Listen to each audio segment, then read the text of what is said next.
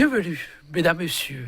Adoption du nouveau code électoral, le sujet reste d'actualité et interpelle une bonne frange de la population béninoise qui refuse d'être du reste la couche juvénile.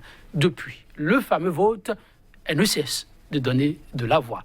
Le plateau 100% bénin du jour lui est singulièrement dédié. Nombreux, ils étaient très nombreux d'ailleurs, les jeunes gens béninois déterminés à ravir enfin la vedette à l'ougandaise Proscovia Remette Alengo, alors âgée de 19 ans et détentrice depuis septembre 92 du prestigieux titre de la plus jeune parlementaire africaine.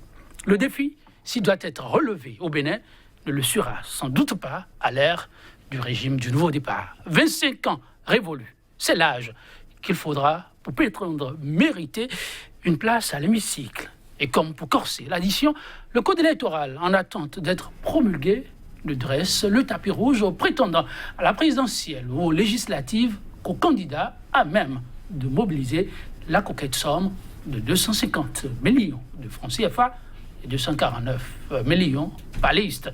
Le SMIG reste pour l'heure à 40 000 francs CFA. Pour d'aucuns, il s'agit là d'une pure provocation.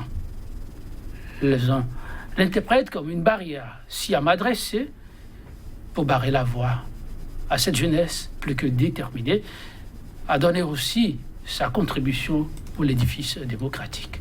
Nouveau code électoral à l'ère du régime talon, l'assommoir ou le tremplin de rêve pour une relève de qualité. Tel est, mesdames, messieurs, le thème qui nous réunit pour ces 145 minutes de débat. Avec nous sur ce plateau, de porte-étendard de cette jeunesse. À ma gauche, Dieudonné Biaou, les porte-parole du PPS, le parti du peuple souverain. Dieudonné Biaou, bonjour. Bonjour, monsieur le journaliste. Et merci de répondre à notre invitation. C'est moi. Il paraît que vous êtes appelé désormais au front. Oui. En face de lui, un autre jeune, très dynamique, il n'est plus à présenter sur ce plateau. Il est Kofidja, c'est vrai, ça fait un petit moment par ici, sur 100% Bénin. Juriste, il est analyste politique, très au fait donc de l'actualité sociopolitique sur le continent. Il est Kofidja, bonjour. Bonjour, Joël. Merci de répondre aussi à notre invitation. Merci, partagé, toujours fructifié. Heureux de vous savoir disponible. Eh bien, le vin est tiré depuis peu, il faudra le boire, mais ils sont nombreux à refuser de le boire ici. Au nombre de ceux qui restent vent debout contre ce que d'aucuns ont appelé les 9 innovations du nouveau code électoral, il y a bien entendu cette couche juvénile. Dieudonné Biaou, qu'est-ce qui pousse cette couche juvénile à rester vraiment vent debout?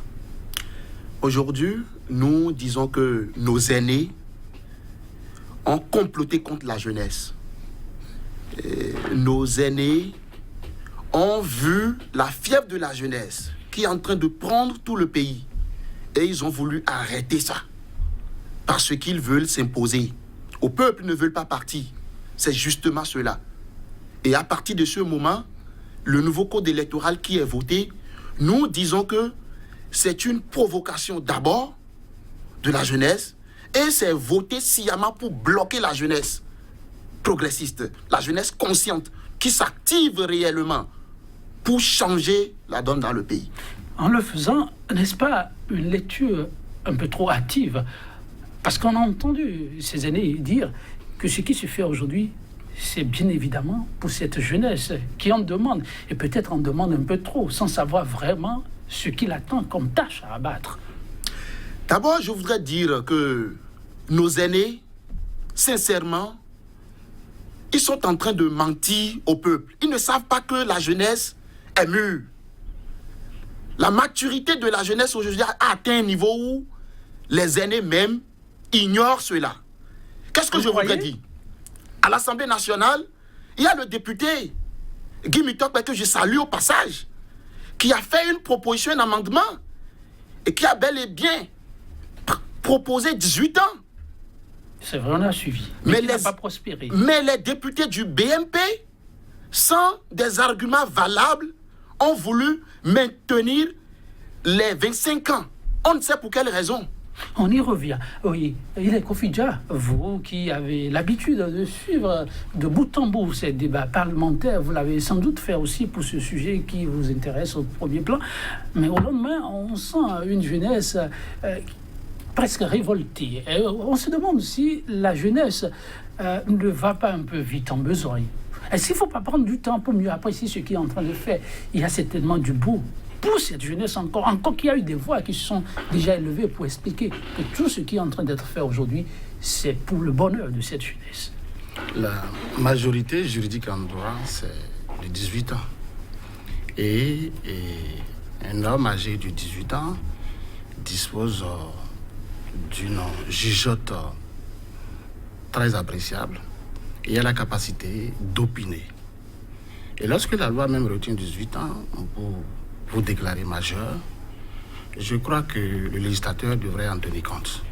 Puisque l'objectif visé par la loi, c'est l'équité et l'égalité. L'équité et l'égalité. C'est pourquoi on affirme sans coup férir que nous sommes tous égaux en droit.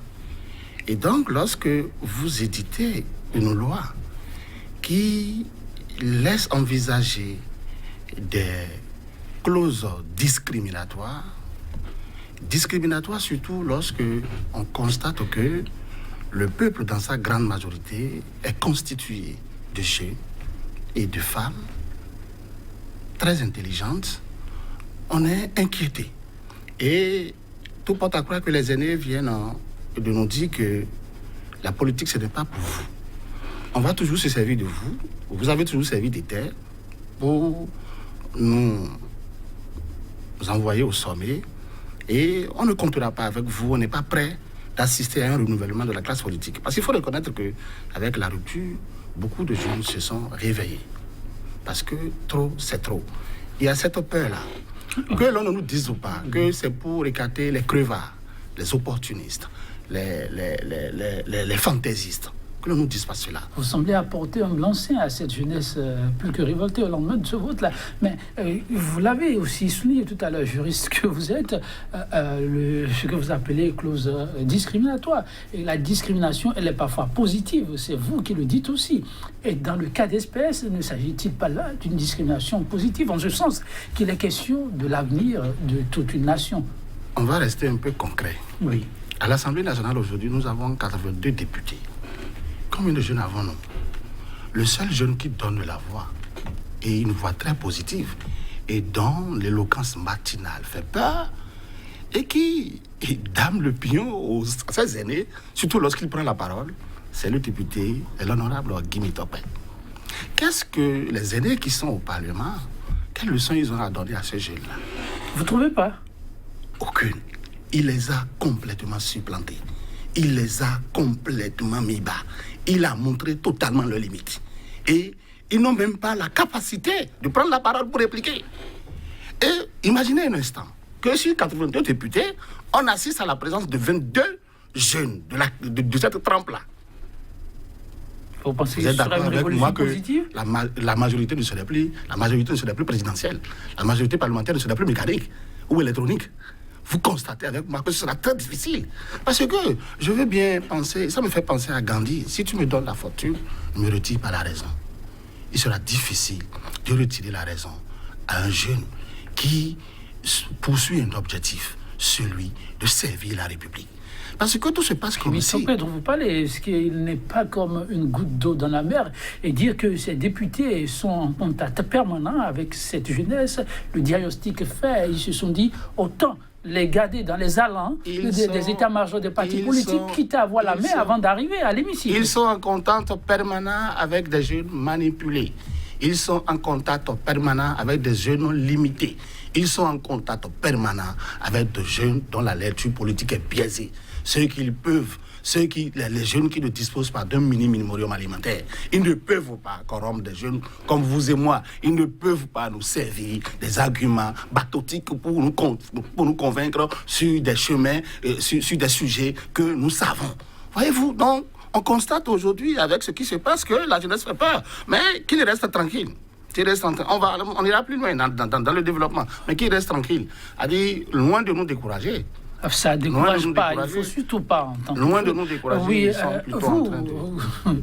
Dieudonné Biaou, vous êtes porte-parole d'une formation politique.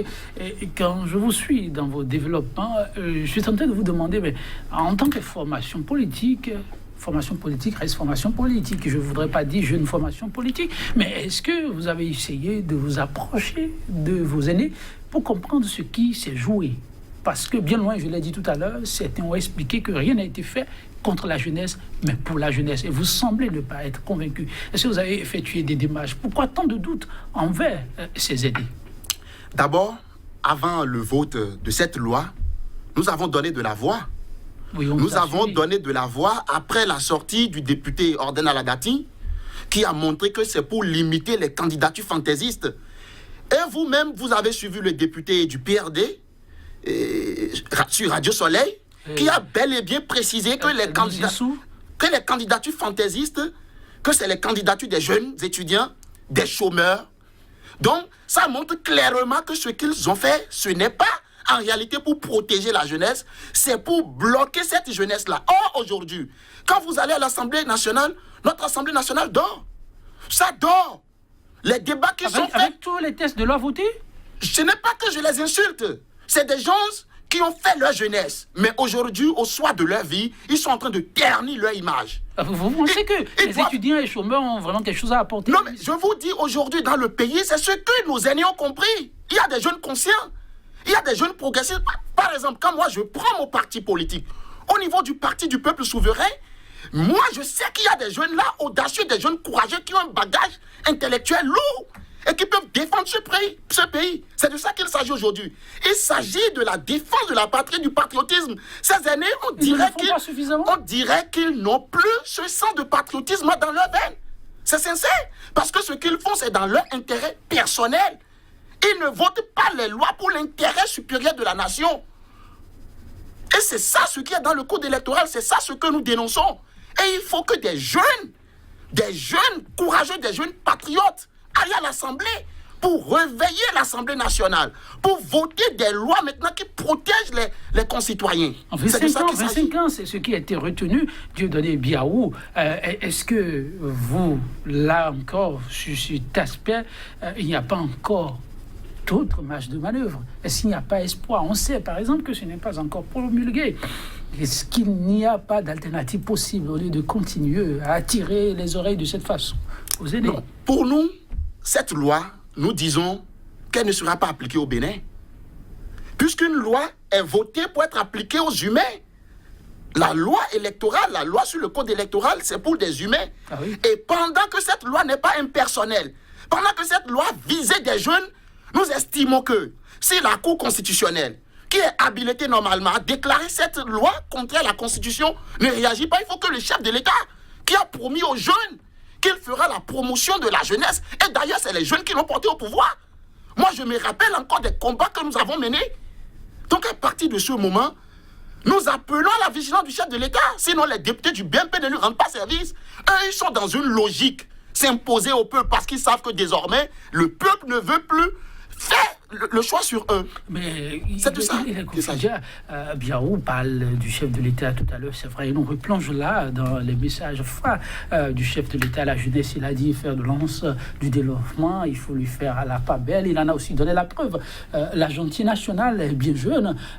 Romia Douadaï, la ministre en charge du numérique, est jeune. Le ministre en charge du sport, porte-parole, on peut dire, du gouvernement, est jeune aussi, c'est vrai. Donc il a un grand penchant pour la jeunesse. Pensez-vous que les députés du BNP seraient alors en train d'induire le chef en erreur?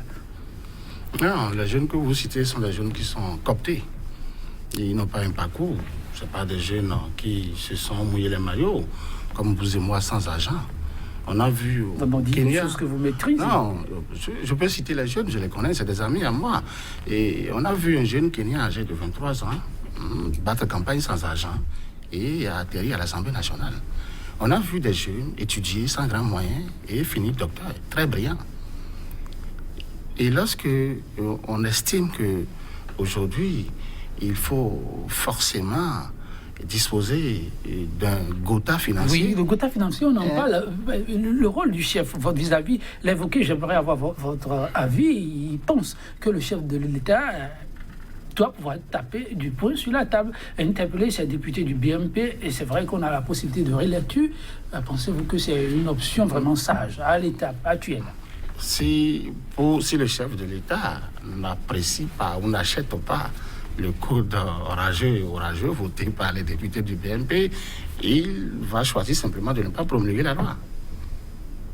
Il va choisir simplement de ne pas promulguer parce que pour que la loi entre en vigueur, il faut d'abord sa promulgation et sa publication dans le journal officiel. Donc, s'il pose cet acte-là, on comprendra que alors là, sa politique repose véritablement sur la jeunesse et qu'il est conscient de la place cruciale et de la jeunesse dans sa politique. Dans le cas contraire, comme je vous l'ai dit, les quelques jeunes qui sont posés ça et là sont cooptés. C'est des jeunes en qui il place une certaine confiance et qui sont là et qui sont en mission et qui doivent jouer un rôle et qui ne peuvent pas donner de la voix autre que ce qu'on leur a dit de dire, pour ne pas dire des perroquets en mission. Donc, nous autres, c'est plus que ça. Oui, c'est des perroquets en mission, des gens qui ont été suggérés et qu'on utilise simplement pour recueillir un électorat dans une circonscription précise, parce que pour l'heure, dans cette région, c'est les plus éclairés, les plus évolués, et puis c'est fini. Ah non, mais vous ne direz pas ça. On ne fera pas ce débat d'origine de chacun, parce que là, on sait quand même qu'il y a d'autres têtes fortes dans certaines localités pour faire attention à ce à quoi vous faites allusion. Vous évoquiez tout à l'heure le volet disponibilité financière, surface financière importante qu'il va falloir détenir désormais pour prendre part aux joutes électorales. Vous pensez que c'est un grand faux pas? Oui, il faudrait que je vous dise que l'esprit de la loi ici est mercantiliste. L'esprit est mercantiliste. L'esprit de la loi ici est mercantiliste. Ça veut dire que... Pas visant l'assainissement. Oui, non, ça n'assainit nulle part. Ça veut dire que on ne peut plus penser la politique sans argent. Et la raison d'aller en politique, c'est l'argent. La raison d'aller en politique, c'est s'enrichir. Et lorsque l'esprit est mercantiliste, ça fait penser à une oligarchie. Or, nous sommes dans une démocratie. Et le peuple tout entier doit être associé. Et si vous votez alors des lois qui font penser à une discrimination négative, bon, on se demande, nous sommes dans quelle république? La république est divisée alors en deux. Une partie pour les nantis et une partie pour les gens démunis. Et nous, les gens qui sont de mauvaises conditions n'ont pas droit de servir leur République. C'est ce que l'on nous dit aujourd'hui. Maintenant, l'autre chose, c'est que aujourd'hui, le président de la République est en train de porter une lutte qu'on devrait apprécier contre la corruption. Oui. Bon, maintenant, le pouvoir d'achat du Béninois, honnête, lui permet-il de mobiliser cette ressource-là pour pouvoir servir sa République? Si les députés l'ont fait, cela signifie que c'est bien possible. Ils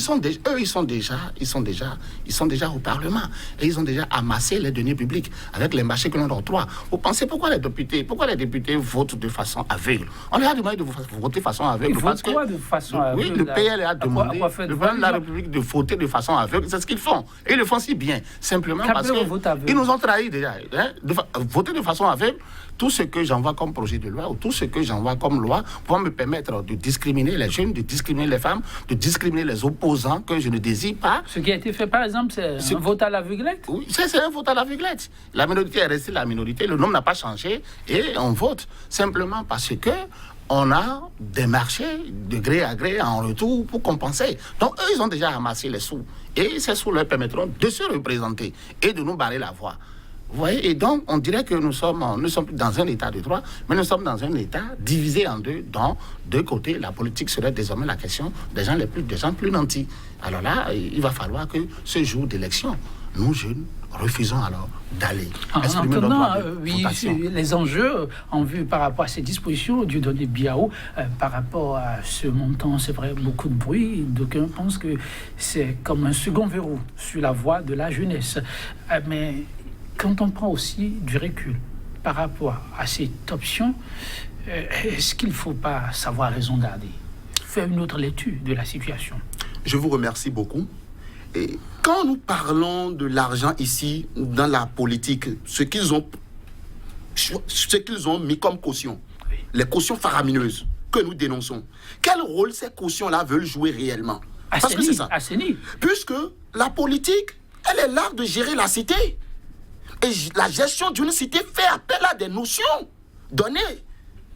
Celui qui vient pour développer la cité, pour servir sa cité, ne vient pas le servir avec son argent. C'est avec l'argent du contribuable. C'est avec nous, notre argent. C'est à croire que, et on veut que ce soit les nantis, que ce soit les bourgeois qui viennent à la politique parce que quand ils vont venir, ils vont mettre la main à la poche pour développer le pays. Mais je suis désolé. Pourquoi Je suis désolé. Parce que c'est à croire que c'est l'argent qui a les idées. Mais non. On développe une nation avec les idées. Et pendant ce moment, nous autres, nous disons que c'est à croire que le Bénin est en train de refuser la démocratie. Parce que la démocratie, c'est le pouvoir du peuple, pas le peuple pour le peuple. Et pendant que le peuple dit non, vous avez parlé tout à l'heure du SMIC. Oui. Voilà le niveau du SMIC. Qui n'est pas toujours appliqué. Aujourd'hui, si quelqu'un doit débourser 250 millions pour être président de la République, nous ne parlons pas encore des frais de campagne, ce qui veut dire que quand il va venir, il va vouloir d'abord empocher ce qu'il a dépensé. Et ces jeunes-là, les jeunes, parce qu'on dit sur une liste, le titulaire doit payer 3 millions et le tout fait 249 millions. Où est-ce que ces jeunes-là vont débourser ces 249 millions? C'est pourquoi nous disons que c'est fait sciemment.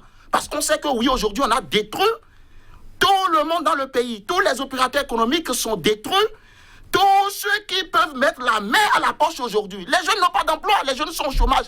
Au Bénin. Et c'est fait sciemment pour bloquer tout cela. Les jeunes au chômage. Et ces députés du BNP savent que, parce qu'eux, ils sont dans des affaires. Ils sont dans des affaires, ils sont dans des affaires louches. Ils peuvent mettre la main à la poche pour payer ses cautions. Mais nous avons les preuves. Le scandale de l'Assemblée nationale est là.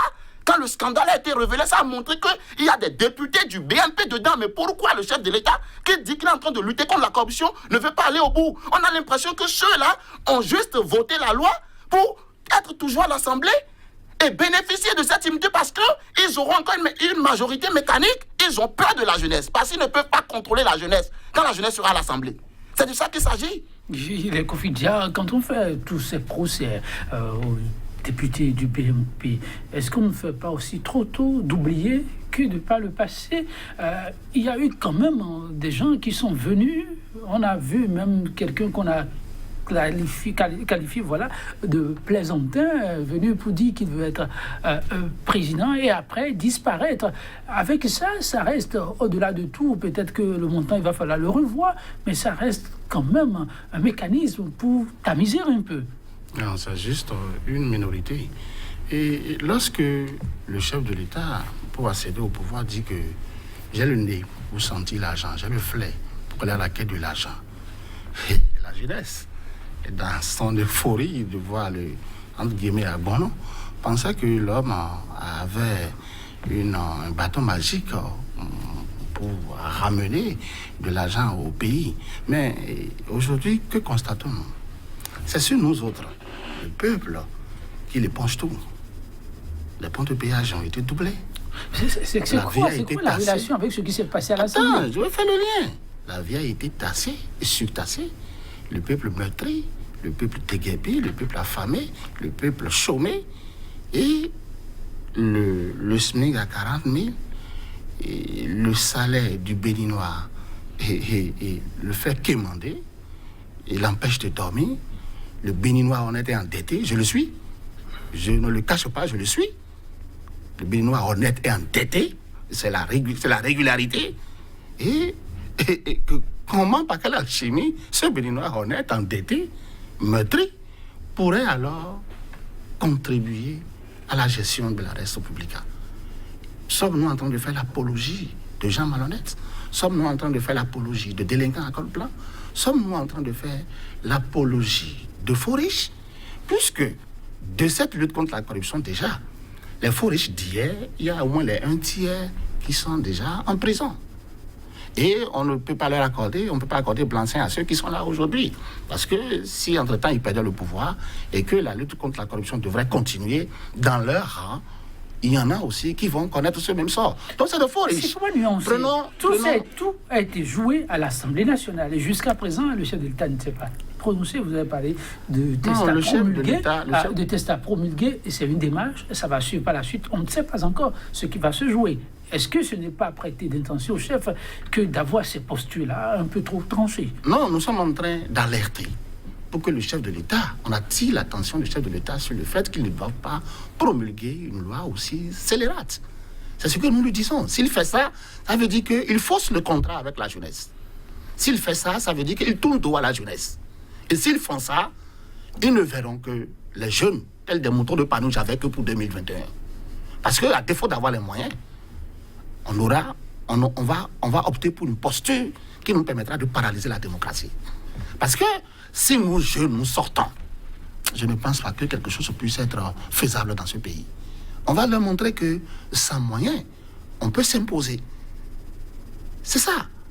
Parce que vous ne pouvez pas nous dire que nous constituons la classe la plus dominante et dans le même temps voter une loi aussi inégalitaire. Ça veut dire que c'est tordre le cou à l'esprit de la loi. Je vous ai dit, le législateur vise l'équité et l'égalité. Donc on ne doit exclure personne. Déjà, on a tout fait étouffer les grands électeurs, et ça c'est un fait, c'est un constat. Donc des gens riches, susceptibles de mobiliser de l'argent pour envoyer les jeunes. Avec des redressements fiscaux qu'on ne pourrait même pas apprécier. Bientôt, on risquerait même de redresser nos femmes, fiscalement. N'exagérez pas. Non, je ne veux pas exagérer. Sur les questions au nombre des innovations, c'est comme ça que ça a été appelé. Il y a eu 9 points majeurs. Ce ne sont pas des innovations. Ce ne sont pas des innovations. Arrêtez de dire ça. Quand on parle d'innovation, ça veut dire que c'est porteur, c'est quelque chose qui vient protéger, c'est quelque chose qui reçoit l'approbation du plus grand nombre. Mais lorsque ça exclut le plus grand nombre, ce n'est pas une innovation, c'est un recul. Dieu donne bien où on est dans du recul. Un recul grave. Et c'est notre démocratie qui a pris un coup comme ça. De quel point de vue? Parce que là, une partie de la société va se voir exclue. À partir de ce moment, nous ne sommes plus en sécurité. Ça risque de basculer le Bénin dans une tension sociale. Je pèse bien mes mots. Parce que la jeunesse ne va pas se laisser faire. Bien vrai, aujourd'hui, nous parlons, mais demain, nous agirons. Il ne s'agit pas seulement de parler. Comment pouvez-vous innover en ne copiant pas ce qui est bon ailleurs? Cela voudra dire quoi? Nous sommes en train d'envoyer un message. Oui, ailleurs. Le Bénin peut être l'ailleurs qui... Nous sommes dans un État pauvre, un État sous-développé, et où nos chefs d'État vont quémander et donc nous sommes en train d'envoyer un message très fort aux Occidentaux. Nous sommes pauvres, mais où allons nous chercher les moyens pour candidater? Justement, le Bénin n'est pas isolé. Vous allez à l'extérieur demander de l'aide pour gouverner. Et dans le même temps, vous demandez à vos concitoyens de mobiliser des millions. Où vont-ils mobiliser ces sommes-là? Donc vous êtes en train de faire une chose de ce contraire. Ça voudra dire que les Occidentaux, désormais, vous verront comme étant des hypocrites, de voyous, des gens qui ne sont pas sérieux. Donc vous avez l'argent alors au pays. Pourquoi venez alors vers nous tendre la main pour dire que nous venons d'aide? Donc désormais, aucun président de cette république, aucun politicien ne doit aller à l'extérieur demander de l'aide. Parce que nous constatons qu'aujourd'hui, sur le territoire béninois, il y a de l'argent.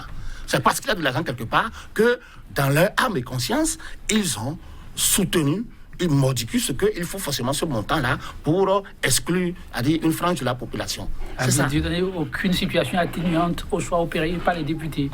Non. Et ce que nous voyons dans cette loi d'abord, ça témoigne de la mauvaise foi des députés. De la mauvaise foi des députés. Et je ne veux pas aussi excuser le chef de l'État et dire peut-être que le chef de l'État n'est pas informé.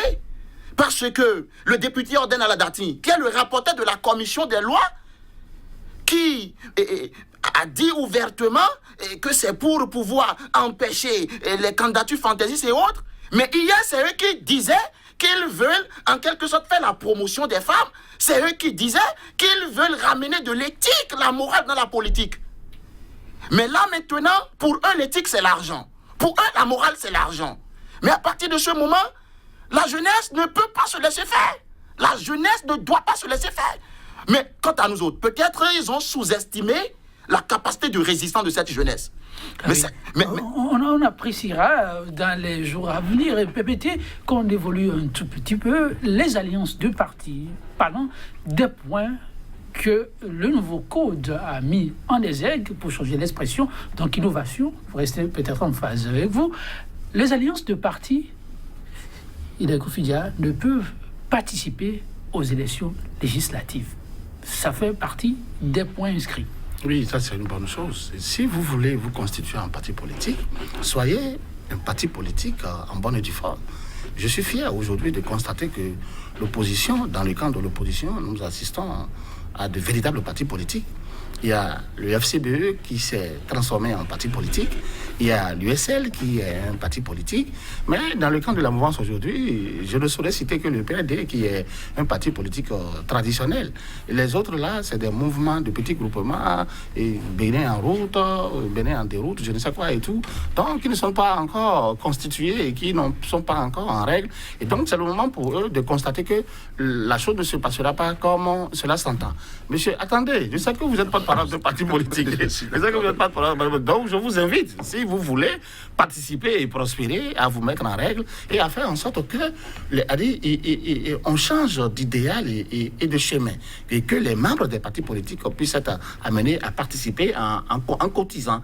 Et comme ça, on va changer un peu la donne et que le projet de société soit des projets qui puissent recevoir l'approbation de tous, c'est-à-dire qui puissent rechercher l'intérêt général et l'intérêt particulier de ceux que nous avons en face de nous aujourd'hui. Et donc, ces jeunes, conscients, déterminés, ne doivent pas reculer devant le montant faramineux ou mirobolant, mais plutôt se mettre encore plus ensemble et transformer les différents mouvements et les petits partis politiques là en un grand bloc.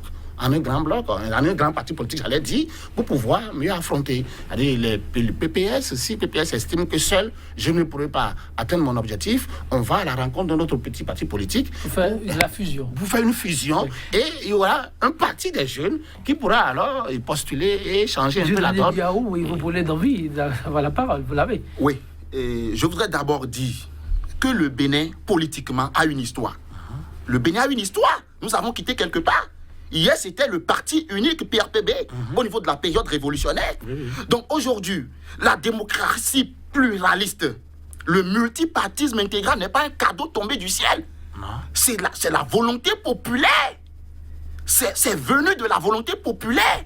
Et aujourd'hui, avoir l'esprit de restreindre les partis politiques, c'est piétiner d'abord cet esprit de la démocratie pluraliste, du multipartisme intégral. Maintenant, je viens au niveau de là où ils ont interdit les alliances de partis, les associations de partis. Mais non, nous sommes en démocratie. Et quand les gens citent les grandes nations, les grandes démocraties, cela ne veut pas dire que quand nous rentrons aux États-Unis, nous avons deux partis, non. Nous avons des centaines de partis politiques, mais les gens sont libres de s'associer. Ils n'ont qu'à nous laisser nous associer. Ils ne doivent pas nous contraindre à cela. Mais ça, ce n'est plus une démocratie. C'est à croire que nous voulons retourner dans l'ancien système où nous parlons du parti unique. C'est à croire que les gens veulent nous amener à disparaître. Les gens savent, et c'est pourquoi d'ailleurs. Pourquoi ils n'ont pas seulement mentionné les ressources humaines là-dedans. Et ils ont mis le facteur financier dedans. Si ce n'est que les ressources humaines, je vous jure tout, le peuple est prêt à finir avec cela. Mais ils savent que en voulant dire que oui, il faut désormais des grands partis, il faut désormais des partis nationaux, que les jeunes peuvent les contourner. Les jeunes ont aujourd'hui ce talent-là. Les jeunes ont aujourd'hui cette stratégie-là de contourner ces vieux-là et d'exister politiquement, mais ils ont mis l'argent devant. Et aujourd'hui, ils empêchent les gens de s'associer librement. Nous disons non. C'est une violation de la Constitution du 11 décembre 90 et nous entendons nous battre résolument pour dire non à cela. Ça ne passera pas au Bénin. Et les Kofidja a encore du chemin autour de ce code électoral. Comment entrevoyez-vous la suite? Non, c'est un code électoral mal ficelé, mal façonné. C'est un code électoral qui fâche la jeunesse. C'est un code électoral qui exclut les femmes. C'est un code électoral qui exclut les hommes honnêtes. C'est un code électoral qui favorise malheureusement les hommes forts du moment. Et le second nom de Dieu, c'est le temps. Et j'ai comme l'impression que ces députés finissants font l'effort de ne pas connaître le sort que connaissent aujourd'hui les députés de la minorité parlementaire après la fin de leur mandature. Donc, ils veulent plaire aveuglément au chef pour après monnayer cela et ne pas être poursuivi. Et ce n'est pas bien. Parce que la caution soit de 250 millions ou que ça soit de 249 millions, et je crois que ça va leur retomber indirectement. Résultat, un bon chef d'État, un bon père familial, un bon père de famille, et si j'étais que du président de la République, je mettrais de l'eau dans mon vin, j'accorderais une place essentielle, voire cruciale à la jeunesse, et je ferai comprendre à la jeunesse que je compte avec elle, je suis avec elle, et demander à ce que ces députés revoient leur copie quant à notamment la question de la caution qui fâche et qui montre que la politique risque d'être la question d'une minorité. On n'est qu'à l'adoption, oui, Dieudonné Biaou, l'avenir de ce code électoral, comment l'entrevoyez-vous? Non, si les gens sont attachés à la paix comme nous autres au Bénin, ils doivent mettre ce code électoral dans une poubelle. Parce que ça ne règle en rien les problèmes qui sont posés à notre classe politique. Les problèmes sont là, mais les solutions proposées là maintenant sont des solutions biaisées. Et à partir de ce moment, c'est une bombe à retardement. Puisque la jeunesse ne va pas se laisser faire, les femmes ne vont pas se laisser faire. À partir de ce moment, nous sommes en danger. Personne n'est épargné. Nous sommes attachés à la paix qui règne dans notre pays. Et c'est pourquoi nous demandons à ce député du BMP de revoir leur copie. Il faut que la loi soit réélue. Parce que quel problème ils ont réglé réellement avec ce code électoral qu'ils ont voté? Ils ne peuvent pas le dire. On ne dit pas une loi pour fâcher, on ne dit pas une loi pour exclure, mais on ne dit une loi pour régler un problème. On ne dit une loi pour améliorer une situation, pour abonir un programme de société. On ne dit pas une loi pour diviser et régner, non pour s'imposer. Mais la loi, elle est générale, elle est impersonnelle. Elle s'exprime à tous et elle s'impose à tous. Et nous sommes tous en deçà de la loi. Personne n'est au-dessus. Mais ils se comportent comme si ils étaient les tenanciers de la loi ou ils ont un titre foncier sur la loi. Nous sommes tous en deçà de la loi et par conséquent, on doit pouvoir édicter des textes qui puissent recevoir l'approbation du plus grand nombre. En cela, je suis d'accord avec ce qu'il dit et vous voyez, sa façon de s'exprimer atteste de ce qu'il est véritablement fâché. Je suis jeune comme lui, mais je reste légaliste tout en me disant que, bon, ils se sont trompés. Ils peuvent corriger leur copie dans la mesure où, comme je le dis si bien, nous ne sommes pas encore en présence de la promulgation. Si c'est promulgué, alors là, on ne comprendra plus dans quelle république nous sommes. Dieudonné Biaou, il ne reste que quelques minutes par rapport à ce sujet encore brûlant. Et quelle reste votre ultime adresse, peut-être aux députés ou qui sait, à qui de droit? La parole à vous. Non, et aux députés du BMP, parce que dans le rang des députés, il y en a qui ont écouté le peuple. Il y en a qui ont écouté le peuple. Il serait ingrat de ne pas féliciter ceux-là et de remercier ceux-là. Donc les députés du BMP doivent revoir leur copie. Maintenant, moi, ce qui est important pour moi aujourd'hui, moi, je veux m'adresser à la jeunesse. Je veux m'adresser à la jeunesse parce que c'est un complot savamment orchestré contre elle. Elle ne doit pas se laisser faire. La jeunesse doit se tenir debout.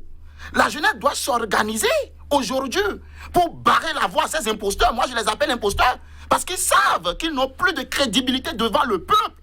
Et c'est pourquoi ils ont mis des lois en avant pour pouvoir empêcher la jeunesse de s'éclore. Donc, la jeunesse doit pouvoir se mettre debout. Et puis agir, il ne s'agit pas seulement de parler. Nous devons réagir maintenant. Parce que la loi nous le permet. Le Bénin a ratifié la déclaration des droits de l'homme et des peuples. La charte africaine des droits de l'homme et des peuples, le Bénin a ratifié. Et ça reconnaît bien le droit au peuple de dire ce qu'il pense. Le droit de se lever et d'imposer la souveraineté du peuple. Le peuple est souverain.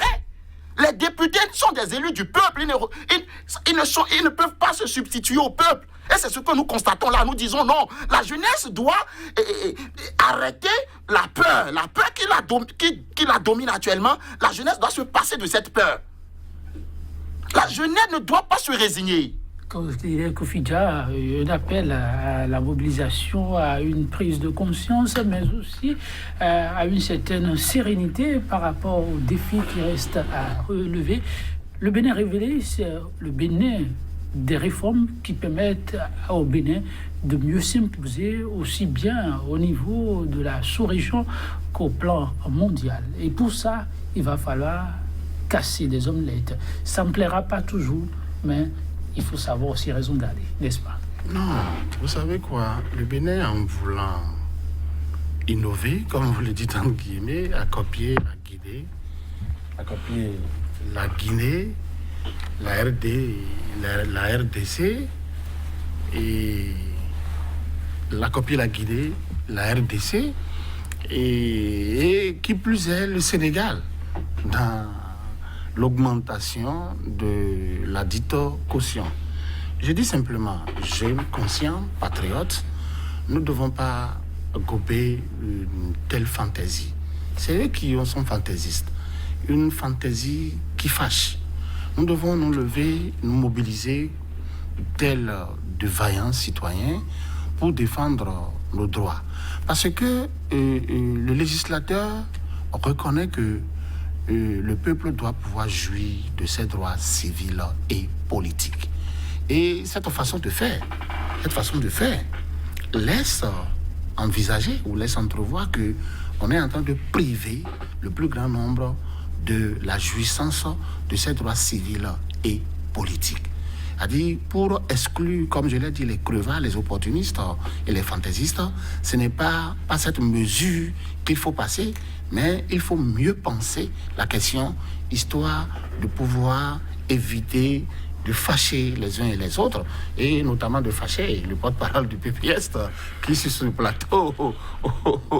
Jeunesse, c'est d'elle qu'il est question. Encore quelques minutes, on va définitivement mettre un thème à cette émission. Je m'en voudrais, jeune que vous êtes, de nous poser juste cette petite question qui n'en a pas pourtant la jeunesse. Disqualification des écureuils cadets.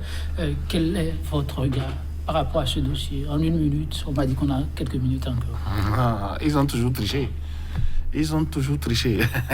Que cela soit au Bénin, au Cameroun, au Mali. Et nous n'entrons pas dans le foot très tôt. Et nous avons déjà atteint 22, 23 ans. Et lorsqu'on veut fournir les dossiers, on a pris l'habitude de réduire les âges. S'ils ont réussi à le faire d'antan, par rapport au diplôme, ils oublient que la fédération, elle est internationale et elle devient de plus en plus regardante. Et ils ont pris l'habitude de le faire. Et donc, pour une fois, malheureusement, on les a pris. Et c'est bien qu'on les ait pris parce que cela note de l'hypocrisie qui caractérise cette corporation et cette façon de médire notre football. Et ça, on comprend pourquoi ça n'a pas encore prospéré. Alors qu'à Paris, j'ai entendu le ministre de la Jeunesse vanter les mérites de leurs actions et dit que sur le plan footballistique, le Bénin sera désormais un miroir à travers ici. Si vous trichez sur les âges, c'est déplorable. Et vous voyez, au lieu de réduire les âges et d'avoir de jeunes plus vivaces pour participer à la compétition, on réduit les âges ici politiquement pour permettre aux vieux d'opiner. Quel parallèle. Oui, Dieudonné Biao, sur la question très rapidement. Je dis c'est une honte pour le Bénin. Et à partir de ce moment, nous disons que ça cesse l'hypocrisie qui règne dans le pays, parce que c'est ça qui règne dans le football.